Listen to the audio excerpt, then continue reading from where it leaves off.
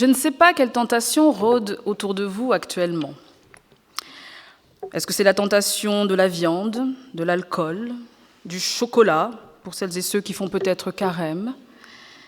Est-ce que c'est la tentation de la crème, du sucre, du beurre, pour celles et ceux qui doivent peut-être avoir un certain régime ou faire attention à leur tension? Peut-être que c'est la tentation de quitter une situation, un équilibre certain, pour une aventure incertaine, l'envie de tout quitter, pensant que peut-être tout se passera mieux après. Quelles tentations rôdent autour de vous actuellement?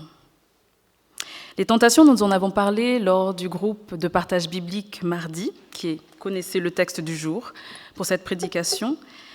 Et on se posait la question de qu'est-ce que c'est finalement une tentation? Un des résumés a été de se dire que c'est une bataille qui se trouve en soi, par rapport aux envies que nous avons, des envies humaines. Mais comment justement faire avec ça? Parce que des envies, des tentations, on en a tous les jours. Peut-être que vous avez entendu cette expression qui dit le meilleur moyen justement de dealer avec une tentation, c'est d'y succomber tout simplement. Et après, on verra les conséquences. En tout cas, ce texte qui nous est donné aujourd'hui en temps de carême, en temps de préparation de la Pâque, nous rappelle une chose, c'est que Jésus lui-même a été tenté. Lui, après son baptême, ayant reçu l'Esprit Saint, lui-même, en fait, a été, on vous dit, conduit par l'Esprit dans le désert. Je ne sais pas quelle image vous avez du désert, peut-être le fait de la poussière, il fait chaud, mais le désert, c'est aussi le lieu, surtout dans la Bible, c'est le lieu du cœur à cœur, le lieu de la rencontre avec Dieu. Un temps où Jésus, justement, a été mis à part pour se nourrir peut-être spirituellement, justement, auprès de son Père. Parce qu'on vous dit que quand il était dans ce désert-là, il a été tenté, certes, mais c'est seulement après les 40 jours qu'il a eu faim. Comme pour nous dire qu'effectivement, il y a la nourriture matérielle qui est importante, mais la nourriture spirituelle également. Jésus a été tenté par le diable, le diviseur, celui qui aime mettre la zizanie, les doutes. Nous savons déjà que nous avons d'autres récits de tentation, notamment une des plus connues, c'est celle de Ève, n'est-ce pas? Et remarquez une chose, c'est que le diable aime toujours venir au moment où il y a une sorte de plénitude, d'harmonie avec le Seigneur. Jésus vient d'être baptisé, rempli du Saint-Esprit. Il y a des signes il y a eu des signes en fait qui disaient que celui-ci est mon fils bien-aimé. Les gens ont assisté à cette scène-là. Et pourtant, c'est là qu'il va s'immiscer. Il va le tenter. Alors, on nous délivre 3 tentations dans ce texte-ci, mais on vous dit aussi à la fin du texte qu'il y a aussi d'autres sortes de tentations qu'on ne décrit pas. Mais ce qui est intéressant aussi de savoir, c'est qu'à chaque fois, la réponse de Jésus, ça a été déjà de répondre à Satan. Ce n'est pas de l'ignorer, mais c'est de le confronter. Notamment, Satan commence à lui dire « Si tu es fils de Dieu ». Première chose, l'ennemi attaque sur l'identité. Es-tu vraiment le fils de Dieu? Et si tu l'étais vraiment, pourquoi est-ce que tu ne transformerais pas ces pierres en pain, toi qui dois sûrement avoir faim? L'identité. Et Jésus va répondre « Il est écrit ». D'ailleurs, par 3 fois, il va répondre « Il est écrit, il est écrit ». Comme une manière pour nous aussi de nous dire que l'ennemi va nous titiller, va nous faire douter, va nous poser des questions, mais qu'il est important pour nous d'être armés. Et l'arme du chrétien, c'est la parole, c'est la Bible. Comment se défendre, comment en fait parler d'une foi si on ne connaît même pas en fait les bases, ce qui est écrit? Alors bien évidemment, on va me dire, mais on ne comprend pas tout dans la Bible, c'est vrai. Mais c'est pour ça déjà aussi qu'on prie avant, qu'on demande l'assistance du Saint-Esprit pour comprendre. C'est pour ça qu'on se réunit aussi en communauté, pour entendre la parole, pour cheminer avec elle et ne pas prendre forcément ce que les pasteurs disent pour parole d'évangile, mais d'aller aussi vous-même vérifier ce que cette parole dit, ce qu'elle peut vouloir dire et comment elle chemine en nous. Et c'est aussi un appel pour nous, encore aussi, à partager avec d'autres la parole. Question pour nous tous, en fait, aujourd'hui, est-ce qu'on prend le temps de lire la parole un petit peu tous les jours, ou au moins régulièrement, et pas seulement le dimanche. Et encore des fois, certains se disent, de toute façon, le dimanche, c'est le pasteur qui lit. De toute façon, nous, on a juste à écouter. Mais en fait, nous sommes tous appelés aussi à lire, à essayer de comprendre, à la partager. C'est pour ça qu'on fait de l'éveil à la foi, qu'on fait des groupes d'enfance, qu'on fait le caté, qu'on fait les groupes bibliques. Mais en fait, le catéchisme, il ne s'arrête pas à 18 ans, 20 ans, lorsqu'on fait sa confirmation. C'est toute la vie. Un temps en couple, en famille, entre amis, de pouvoir prendre ce temps-là pour partager la parole. Toi, comment tu la comprends? Comment elle fait écho en toi? Ah tiens, moi, ça me rappelle ça. Et comme ça, on témoigne, on chemine. La parole est nourriture. C'est la nourriture du chrétien. Si on ne sait pas ce qui est écrit, comment répondre à d'autres personnes? Comment répondre aussi à l'ennemi? Parce que l'ennemi connaît la parole. Alors, c'est lui aussi qui va dire « il est écrit ». Mais remarquez une chose, c'est que l'ennemi aime bien toujours prendre des petits bouts, des extraits. Il aime aussi couper les choses, toujours mettre en doute également aussi. Pour nous rappeler aussi, je pense en tout cas que pendant ce temps de carême, on peut faire des choix d'arrêter la viande, l'alcool, les réseaux sociaux, se recentrer sur la parole, c'est ce qui compte. Se recentrer auprès de Dieu aussi, c'est ce qui est important pour nous. Redécouvrir notre identité de chrétien et de chrétienne. Et être chrétien, chrétienne, c'est aussi connaître la parole. C'est prier Dieu, prendre du temps avec lui. Si nous prenons du temps pour lire des livres, pour regarder la télé, pour lire le journal, comment n'arrivons-nous pas à prendre du temps pour lire de temps en temps un verset et méditer dessus? Prendre aussi un chapitre de la Bible et la lire.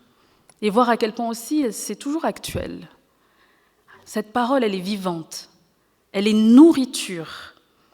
Et c'est ce que dit Jésus, l'homme ne vivra pas de pain seulement, mais de toute parole. Et la parole, il nous faut la connaître. Alors la parole aussi nous aide aussi à avoir des débats. Ne pas forcément être d'accord, mais c'est notre socle. L'ennemi va aussi justement tenter Jésus par rapport en fait à la gloire du monde. Il va lui montrer les royaumes de la terre. En lui disant, si tu te prosternes devant moi, si tu me rends hommage, gloire, en fait, voilà, je te donnerai tout ça, toute puissance, tout ce pouvoir et même la gloire. Comme quoi l'ennemi aussi aime à se soustraire à Dieu. Jésus lui dit que la parole est importante. Jésus aussi lui répond parce qu'il sait qui il est aussi. Il est le Fils de Dieu. Et il est là, et il répond. Et la manière de répondre, c'est de combattre. Oui, il est écrit ceci, mais voilà aussi ce qui est écrit dans la Bible, dans les Écritures. La gloire, c'est à Dieu seul qu'on la rend. C'est lui qui doit être honoré.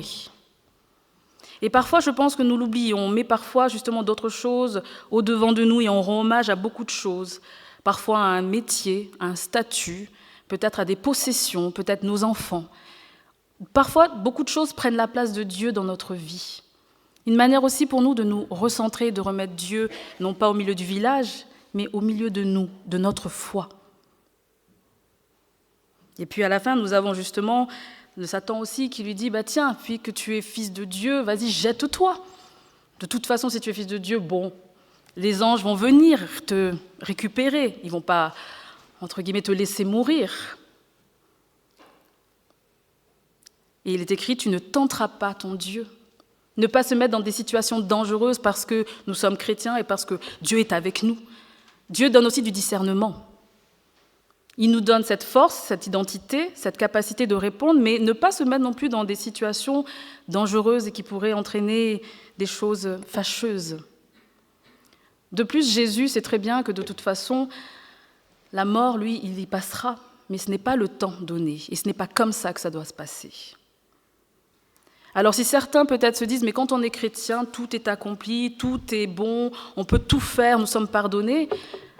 Alors tout est pardonné en Jésus-Christ, mais ça nous rend aussi responsables. Notre identité, être chrétien, chrétienne. Il n'y a pas de demi-chrétien, demi-chrétienne, où je Je suis protestant, je suis chrétien, mais pas pratiquant. Ça m'a toujours un petit peu tiqué. C'est comme si quelqu'un me disait « je suis végane ou végétarien, mais je ne pratique pas ». C'est ça que ça veut dire en réalité. C'est pour ça qu'il faudrait faire attention à ce qu'on dit. Alors peut-être qu'on n'est pas pleinement comme la super chrétienne ou super chrétien qui est votre voisin, mais vous êtes chrétien à votre échelle et vous cheminez, vous grandissez et vous vous nourrissez de la parole. Il y a des temps de désert, des temps de cœur à cœur où on a besoin de se mettre à côté. Peut-être qu'on a des fois besoin aussi de s'éloigner d'une communauté pour peut-être nous ressourcer auprès de Dieu, auprès de la parole, pour revenir encore mieux. Nous sommes appelés à ne pas être chrétiens non plus tout seuls dans notre coin. C'est facile de dire « je suis chrétien quand je reste à la maison, je ne côtoie pas les autres ». C'est au contact des autres qu'on sait où on en est, ce qu'on croit et ce qu'on porte comme valeur. Nous sommes des frères et sœurs en Christ. Dans quelques jours, dans quelques semaines, nous allons fêter la Pâque chrétienne, Christ au centre. Mais pour savoir qui il est aussi, ce n'est pas qu'un gourou, ce n'est pas qu'un coach, ce n'est pas en fait qu'un accompagnateur ou un donneur de morale. On a les évangiles qui nous rappellent qui il est. Peut-être un temps pour nous, comme nous lisons des romans, de pouvoir relire les évangiles, les redécouvrir, savoir qui est Christ pour nous. Lui-même qui a été tenté, qui est passé par beaucoup de tentations et beaucoup de choses sur cette terre. Tout ce que nous vivons, il le ressent, il le sait. Et c'est pour ça qu'il nous a devancés, pour dire « tu passes par là, je suis avec toi. Tu passes par cette situation-là, j'ai tout donné à la croix pour toi. Tu es l'enfant bien-aimé du Dieu puissant encore aujourd'hui, le Dieu créateur. Il est là avec toi, quelle que soit ta situation, tes difficultés, je suis là. Viens à moi, nourris-toi auprès de moi et sois réconforté, sois renforcé dans tes forces. Le sport du chrétien aussi, c'est de lire la parole et de peut-être faire des haltères avec la parole, avec les différents versets que nous avons. C'est ça notre force. Et nous en avons besoin encore aujourd'hui. N'oublions pas, ce temps nous est encore donné, nous sommes vivants. Certains vont me dire peut-être qu'ils ne sont pas en bon état, mais vous êtes vivants. Nous avons ce temps. Nous sommes communauté, nous sommes enfants de Dieu. Et en ce temps de carême, encourageons-nous mutuellement à nous rapprocher de Dieu, de la parole, la redécouvrir, la réentendre, l'écouter, mais surtout aussi l'annoncer. L'annoncer, en témoigner, ne pas avoir honte de cet évangile qui a fait de vous ce que vous êtes aujourd'hui et qui a encore des choses à faire, à cheminer en vous. Alors j'espère que, en tout cas, cette tentation ne vous fera plus peur. Jésus est déjà passé par la tentation, vous serez aussi tentés, mais vous savez maintenant le mode d'emploi d'une certaine manière. Lisez. Il y a un président qui l'a dit il n'y a pas si longtemps que ça. Lisez, mais là je vous dis, lisez la parole, lisez les évangiles, mangez-les, chantez-les, priez-les. Faites silence aussi. Dieu parfois a beaucoup de choses à nous dire, mais vu que nous parlons, nous demandons beaucoup de choses, il n'a pas le temps peut-être de nous parler. Mais ouvrons nos cœurs, ouvrons nos yeux, ouvrons nos oreilles et laissons-le agir. Que le Seigneur soit avec vous. Amen.